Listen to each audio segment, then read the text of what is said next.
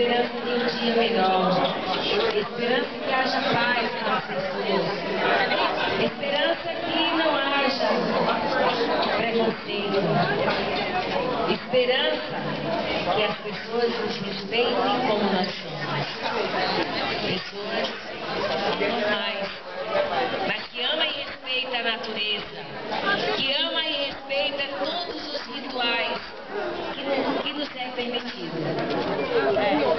Os guardiões da fogueira, os guardiões dos 4 elementos. Trabalhamos com fogo, com ar, com a terra, porque é da terra que tira e que traz os nossos alimentos. É com fogo que a gente acende a alma da vida. É com ar que a gente respira, pressente todas as magias. É com a água que limpa, que purifica a tudo e a todos.